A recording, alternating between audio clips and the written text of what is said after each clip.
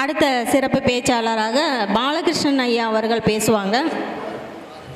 எல்லாம் அல்ல அருள் தரும் அலங்காரவல்லி சௌந்தரநாயகி உடனாகிய கரூர் கல்யாண பசுபதி ஈஸ்வர சுவாமியினுடைய தனிப்பெரும் கருணையினாலே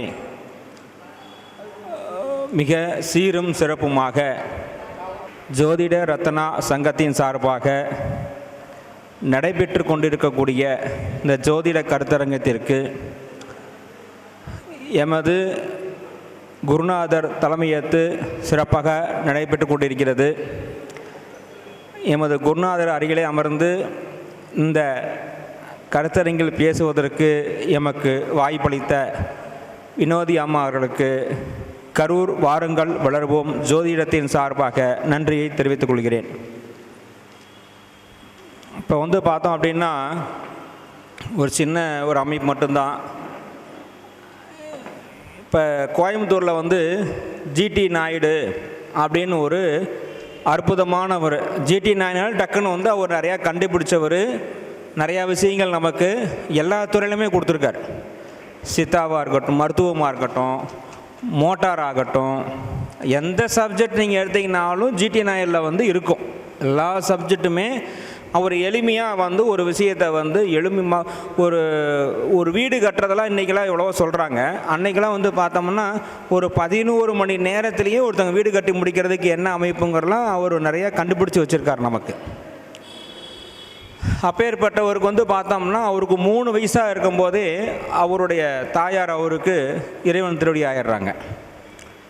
அதுக்கப்புறம் அவர் பள்ளி பருவம் ஒரு மூணாவதுக்கு மேலே ஒரு பள்ளி படிக்கலை. அவர் குழந்தையாக இருக்கும்போதே அவங்க அம்மா இதாகிடுறாங்க. குழந்தையாக இருக்கும்போதே பார்த்தோம் அப்படின்னா அவர் பள்ளி பருவத்துக்கு போகலை. 3ஆவதுக்கு மேலே அவர் படிக்கலை. ஆனால் அவர் சப்ஜெக்டு படிக்காத குழந்தைங்க இல்லை. புரியுதுங்களா? அவர் சப்ஜெக்டு படிக்காத குழந்தைங்க இல்லை. அவருடைய விஷயத்தை தெரிஞ்சுக்காத ஆராய்ச்சியாளர்கள் இல்லை, விஞ்ஞானிகள் இல்லை. அவ்வளோ பெரிய ஒரு ஜாம்பவானவர். அவருக்கு பார்த்தோம் அப்படின்னா அந்த சின்ன வயசில் அப்போ நமக்கு நம்மளாம் சின்ன வயசில் இருக்கும் நம்ம உணர்வோம். நம்ம ஒரு டிவி சுட்டியை பார்த்தாலே நமக்கு ஒரு பெரிய ஆச்சரியம். ஒரு சைக்கிள் ஓட்டிட்டு போனாலே நமக்கு ஒரு ஆச்சரியம். அந்த மாதிரி நம்ம வயசில் நம்ம சின்ன பையனாக இருக்கும்போது கிட்டத்தட்ட பார்த்தோம்னா ஒரு 80ஸ்லாம் பார்த்தீங்கன்னா ரொம்ப நமக்கு அப்பயே அப்படின்னா அவர் காலத்தில் பார்த்தோம்னா அவங்க ஊருக்குள்ளே ஒரு மோட்டார் வண்டியில் ஒருத்தவங்க போயிருக்காங்க. அதை பார்த்து அவர் உயர்ந்திருக்கார். இந்த மோட்டார் வண்டியை எப்படி இயக்குனாங்க, இது எப்படி இயங்குது, எப்படி உட்காந்து போகிறாங்க, இந்த மோட்டார் அவங்களுக்கு எப்படி சப்போர்ட் பண்ணுது, இந்த மோட்டார் சத்தம் ஏன் வருது அப்படின்னு அவருக்கு மிகப்பெரிய ஒரு ஆச்சரியம். அப்போல்லாம் நமக்கு ஒரு வண்டி ஓஸ் கிடைக்கிறதே பெரிய கஷ்டம். ஓட்டி பார்க்குறது ஓஸ் கிடைக்கிறது பெரிய கஷ்டம். அப்போ இவர் என்ன பண்ணுறாரு அப்படின்னா இவருக்கு வசதிகள்லாம் ஒன்றும் அப்போ அவருக்கெல்லாம் இல்லை. அப்போ இவர் ஒரு ஹோட்டலில் போய் ஒரு சர்வராக இன்றைக்கி ஒரு வேலை செய்கிறாங்க. எப்படிங்க? ஹோட்டலில் ஒரு சர்வராக ஒரு ஹோட்டலில் ஒரு தொழிலாளியாக வேலை செஞ்சு ஒரு 3 வருஷமாக ஒரு 300 ரூபா சேர்த்துறாரு. 3 வருஷம் கஷ்டப்பட்டு அந்த வண்டி வாங்கிறதுக்கு ஒரு 300 ரூபா சேர்த்துறாரு. அப்போ அந்த 300 ரூபா அவர் சேர்த்து அந்த வண்டியை வாங்குறார். இன்றைக்கி நம்ம இன்னைக்குள்ள பசங்கள்லாம் பார்த்தோம் அப்படின்னா ஒரு வண்டி 2 லட்சம் 3 லட்சம் 4 லட்சத்துக்கு வாங்குறாங்க. அசால்ட்டாக வாங்கி போய் என்ன பண்ணுறாங்க, ஒரு மேச ராசியோ, ஒரு உதாரணத்துக்காக ஜோதிடத்தை உள்ளே கலந்துக்கலாக்காதான், ஒரு மேச ராசியோ மேச லக்கணமே வச்சுக்குவோம். அந்த மேச லக்கணத்துக்கு 6, 8, 12 கோடிவன் பாதகாதிபதி மேச லக்கணத்தை தொடர்பு கொண்டுச்சு அப்படின்னா தலை நசுங்கி இதாவாங்க, இறைவன் இந்த மாதிரி ஆவாங்க, அகால மரணம் ஏற்படுங்கிறது இது ஒரு ரூல். புரியுதுங்களா?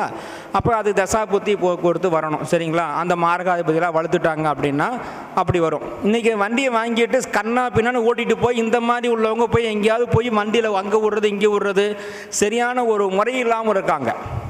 ஆனால் அவர் என்ன ஆசைப்பட்டார் அப்படின்னா புரிதல் வேணும்னு ஆசைப்பட்டார். வண்டி வாங்கி என்ன வேணும், இந்த வண்டி எப்படி போகுது, இந்த வண்டி எப்படி வருது, இந்த வண்டியில் சவுண்டு எப்படி வருது, எப்படி இத்தனை பேர்த்தை வச்சு இவ்வளோ வெயிட்டை வச்சு எப்படி இழுத்துட்டு போகுது அப்படிங்கக்கூடிய ஒரு புரிதல் வேணும் அப்படிங்கக்கூடிய ஒரு ஆசையை வச்சார். அப்போ அந்த ஆசையை வச்சு என்ன பண்ணார், அந்த வண்டியை 300 ரூபாய்க்கு வாங்கி பூரா பிரித்து போடுறார். மறுபடியும் அசம்பிள் பண்ணுறார். எப்படிங்க, பூரா பிரித்து போட்டு மறுபடியும் அசம்பிள் பண்ணுறார். அசம்பிள் பண்ணி பழையபடிக்கு அவர் வந்து அந்த வண்டியை ஓட்டுறாரு. இப்படி தான் ஒவ்வொன்றா கண்டுபிடிச்சி கொண்டு போகிறார். அது மாதிரி ஜோதிடத்தை எடுத்துக்கிட்டோம் அப்படின்னா, ஜோதிடத்தில் வந்து பார்த்தோம்னா திதி இருக்குது, கரணம் இருக்குது, யோகம் இருக்குது, நட்சத்திரம் இருக்குது, பாவகம் இருக்குது, என்ன வேணால் இருக்கட்டும். ஆனால் நம்மகிட்ட வந்து ஒரு ஜாதகத்தை முடக்க படிச்சுக்கிறோம். முடக்க படித்தோன்னே என்னவாகும்? ஒரு முடக்க நம்ம படித்த உடனே இதை வச்சு சூரியன் எங்கே நிற்கிறாரு, சூரியன்லேருந்து மூலம் எத்தனை இருக்குது, பூராடத்துலேருந்து எங்கே வருது, எங்கே போய் நிற்கிது, அது முடக்கா போச்சு. அடடா முடக்கா போச்சு, உனக்கு இடக்காயிடுச்சு. உன் ஜாதகத்தை பார்த்து என்ன சொல்லுவோம்? அங்கே இடக்காயிடுச்சு அப்படின்னு நம்ம அவங்ககிட்ட சொல்லி அவங்கள போட்டு அவங்களும் குழம்பி நம்மளும் குழம்பிடுவோம். திதிசூனியம் ஆயிடுச்சு, அங்கேயும் மாட்டிக்கிச்சு போ, அவ்வளோதான். அப்புறம் உனக்கு கிரகங்கள் பூரா 6-8 மறைஞ்சிக்கிச்சு அப்படின்னு சொல்லி ஒவ்வொரு சப்ஜெக்டையும். இப்போ யோகத்தை எடுத்துக்குவோம். விருத்தி நாமயோகத்தில் நீ பிறந்திருக்கிற, வியாதி பாதத்தில் பிறந்திருக்கிற, உனக்கு வந்து பேய் பிசாசு உங்கள் இது மாதிரி சாபங்கள் நிறையா இருக்கும். இந்த மாதிரி நம்ம ஒவ்வொன்றா நம்ம அவங்ககிட்ட நம்ம இந்த மாதிரி சொல்லிகிட்டே போவோம். இதை எல்லாமே வந்து ஒரு ஒருங்கிணைச்சு. இப்போ எப்படி வந்து ஒரு வண்டியை வந்து பிரித்து மேய்ஞ்சு மறுபடியும் வந்து எல்லாமே ஒருங்கிணைச்சு எல்லாத்துலேயுமே எப்படி நீங்கள் கொடுத்தீங்கனாலும் அதை வந்து ஒருங்கிணைச்சு பாவகம் என்கின்ற ஒரு அமைப்பில் கொடுத்தவர் நம்ம தங்கப்பாண்டியன் ஐயா. எப்படிங்க பாவகம்? நீங்கள் திதிக்கு நீங்கள் பேசுனீங்கன்னாலும் சரி. ஐயாட்ட போய் இப்போ நாங்கள் வந்தோம், வரும்போது இடத்துல இன்னும் ஒரு கடையில் சாப்பிட்டோம். ஐயா அது இங்கே சாப்பிட்டு வந்தோடனே ஐயா அதுக்கு ஒரு கருத்து எங்களை சொல்கிறாங்க. அப்போ பைபாஸை கடை வச்சுருக்காங்க, ஊருக்கு எல்லையில் கடை வச்சுருக்காங்க அப்படின்னா 10ஆம் அதிபதி வந்து சூரியனுக்கு தள்ளி இருக்கும், இல்லைன்னா சனி ராகு தொடர்பு இருக்கும்.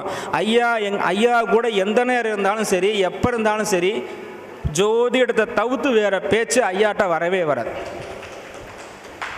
எல்லாமே அப்படி தான், ஒவ்வொரு சப்ஜெக்டும் அப்படி தான். அந்த மாதிரி வந்து நம்ம ஜோதிடத்துக்கு நமக்கு ஒரு ஜிடி நாயுடு யாருன்னு பார்த்தீங்கன்னா நம்ம தங்கப்பாண்டியன் ஐயா. நீங்கள் எங்கே கொண்டு போய் நீங்கள் வந்து வந்தாலும் அந்த பாவகத்துக்குள்ளேயே கொண்டாந்து நமக்கு ஒரு விஷயத்தை கொடுப்பாங்க. சரி, இப்போ வந்து நம்ம வந்து ஒரு சப்ஜெக்ட் என்னன்னு பார்த்தோம் அப்படின்னா ஒரு 2 சப்ஜெக்ட் மட்டும் சொல்லிவிட்டு நம்ம அடுத்தவங்களுக்கு பேச போயிடுவோம். இப்போ வந்து ஒரு குழந்தை இல்லைன்னு ஒரு ஜாதகம் நம்மக்கிட்ட வருது. அது என்னன்னு பார்த்தீங்கன்னா குழந்தை காரக கிரகம் வந்து குரு. அந்த குருவுக்கு வந்து பார்த்தீங்கன்னா எந்த லக்கணமாக வேணால் இருக்கட்டும், அந்த லக்கணத்துக்கு 5ஆம் அதிபதி மறைஞ்சிட்டார் அப்படின்னா அவங்களுக்கு குழந்தை பேரில் ஒரு சிரமம் இருக்கும், குழந்தை பேருக்கு கஷ்டம் இருக்கும், குழந்தை அவங்களுக்கு கிடைக்காது நம்ம சொல்லுவோம். அப்போ நம்ம ஜாதகத்தை பார்த்தோன்னே உங்களுக்கு வந்து குருவுக்கு 8ல் வந்து உங்களுடைய லக்கணத்துக்கோ ராசிக்கு 5 கூடையவன் வந்து மறைஞ்சிட்டார், உங்களுக்கு குழந்தை கிடையாதும்போ, ஆனால் உங்களுக்கு குழந்தை இருக்கும். எப்படிங்க? குழந்தை இருக்கும். அப்போ அந்த ரூல் தப்பாக கிடையாது. அப்போ அதுக்கு இன்னொரு விஷயம் ஒன்று ஆண்டவன் வச்சுருக்கான். எப்படிங்க?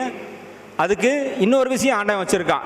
அப்போ அந்த எதிர்பாலினத்தினுடைய ஜாதகத்தில் லக்கணம் 5ஆம் அதிபதி குரு பலமாக இருந்தாங்கன்னா அவங்களுக்கு அந்த தோஷம் அடிபட்டு போயிடும். ஓகேங்களா? அவங்களுக்கு அந்த தோஷம் அடிபட்டு போயிடும். அப்போ நம்ம ஜாதகத்தை பார்த்தோன்னே இங்கே ரூல் தப்பாக இருக்குன்னா உடனே அவங்க ஹஸ்பண்டு ஜாதகத்தை கொடுங்க, இல்லைன்னா அவங்க மனைவி ஜாதகத்தை கொடுங்க அப்படின்னு கேட்டு பார்த்து அதுக்கப்புறம் தான் நம்ம அந்த பதில் சொன்னோம்னா கரெக்டாக இருக்கும். அந்த ரூல் வந்து எங்கேயுமே தப்பு கிடையாது. நம்ம எந்த இடத்துல நமக்கு மிஸ் ஆகுது, எந்த இடத்துல நமக்கு வந்து அங்கே பிரச்சனையை கொடுக்குது அப்படிங்கிற நம்ம ஒரு நிமிஷம் பார்த்து சொல்லணும். இப்போ அதுலேயும் வந்து பார்த்தீங்க அப்படின்னா ஒன்றும் வேண்டாம், ஜாதகம் பார்க்க வர்றாங்க, ஒரு துலா லக்கணம், விருச்சக லக்கணம், இவங்க வந்து பார்த்தீங்கன்னா வந்தோடனையும் இந்த அம்மா வந்து எப்போ பார்த்தாலும் வீட்டை இருட்டாக வச்சுருக்கோம், இந்த அம்மா வீட்டில் வந்து எப்போ பார்த்தாலும் வந்து லட்சுமி எப்படி வரும் அப்படின்னு சத்தம் போட்டிங்கன்னா நீ லைட்டை போட்டு வைமா அப்படின்னு சொல்ல கண்டுமோனா அந்த அம்மா கேட்காது.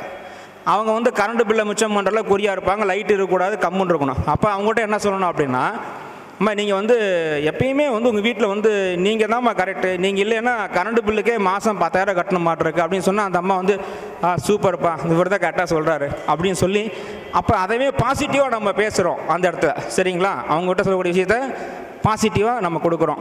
அப்புறம் வந்து பார்த்திங்கன்னா அசுபம் ஆதிபத்தியம் பெற்ற சனி லக்கணத்தில் இருந்து சந்திரனும் 4ஆம் அதிபதியும் கெட்டு போயிட்டாங்க அப்படின்னா அவங்க மனநிலை பாதிக்கப்பட்டவங்க.